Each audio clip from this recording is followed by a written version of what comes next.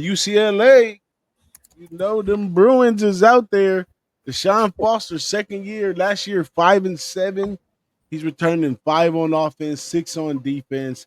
I'm not a fan of nothing that's going on. I don't even really buy into Nico being over there. Um, it's nothing too much on this UCLA team that I see in the second year. But I know one thing: you can only go so far down before you come up. And 5-7 is pretty low for UCLA. And maybe 7 wins this year. Seven, UCLA is fine with 10-win season. They cool. But the closer you get to 10, the longer you get to keep your job. So I don't know with UCLA. Take it away, Wine. Yeah, boss, it's funny. Every time we talk UCLA football, I know everything that's going on. This is one of the very few teams I haven't actually still broken down yet in the Big Ten. I can tell you a little bit something from the outside in, though. Bringing in a guy like Javion Thomas from Cal, the running back, that's a Deshaun Foster type of running back to pair up with Jalen Berger in that backfield. I think they're going to be one of the better duos in the Big Ten coming out of the backfield. I think they're going to be a run-first offense. I think Nico, they're going to ask him to do very minimal, kind of like to do what Curtis Rourke did last year and just get the ball to his playmakers and get them in space and see what they can do with it with the ball in their hands.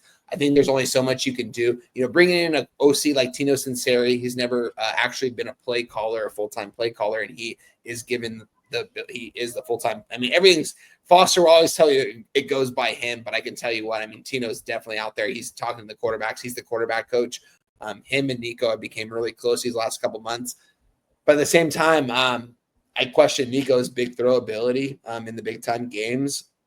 I question a lot of things. Does he have a good stature out there at 6'6"? Absolutely. Can he throw the deep ball? Absolutely. But I need to see it firsthand with this offense. It's going to be a new offense for him to learn.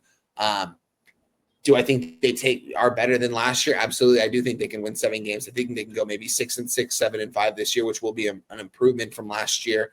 And considering the miles they took last year, it's going to depend on Utah week 1. That's going to be a big game right there if they win that game. If they don't win that game, I don't know. They're going to be in for a long season. I don't have a lot of information specifically. They lost a couple of my guys like Logan Loya, like J. Michael Sturdivant, like TJ Harden, guys that I thought would flourish this season under Tino Sinceri. But the late hire for Tino Sinceri, these guys were already in the portal, and he just – I guess he didn't want to bring them back in. I was really hoping he was going to call all 3 of those guys and say, guys, like, come back to Westwood. I got you guys this year.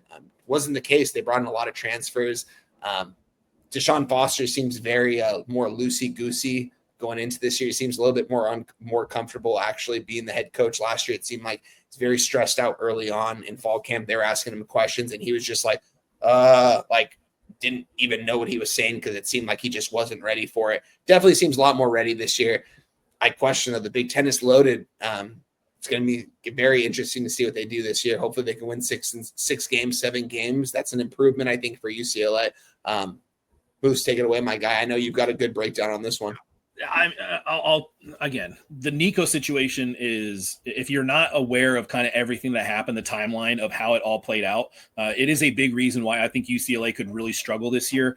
So Nico was actually with Tennessee through spring, and he had told coaches, like, I need a mental break after, struggling towards the end of the year. So he took a mental break, and reports were coming out that Heupel and Nico had essentially smoothed things over. And then the next thing you know, you're getting reports that Nico's team had asked for a $4 million NIL deal, and he was missing practice. And one of the days he missed practice, there was also one of the days that one of the reports came out that this team asked for $4 million. So there was a rumor going around that he was talking with his agent and he missed practice to try to secure the NIL deal, and he would only practice if he had secured that money.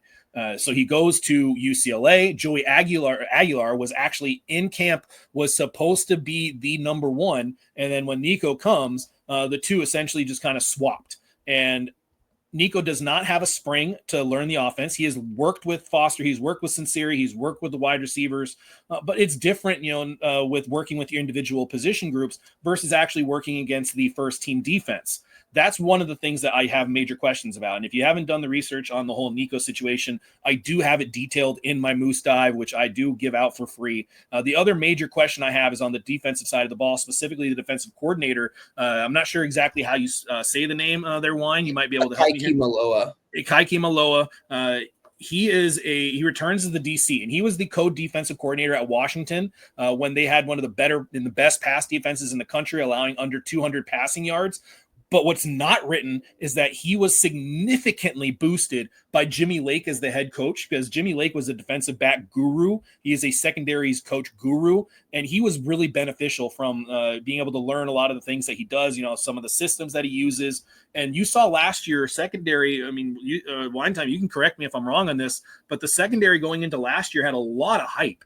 I mean, there was a lot of like, hey, these are some legit DBs, these are some legit cornerbacks, some safeties that can absolutely ball hawk, and they underperformed greatly.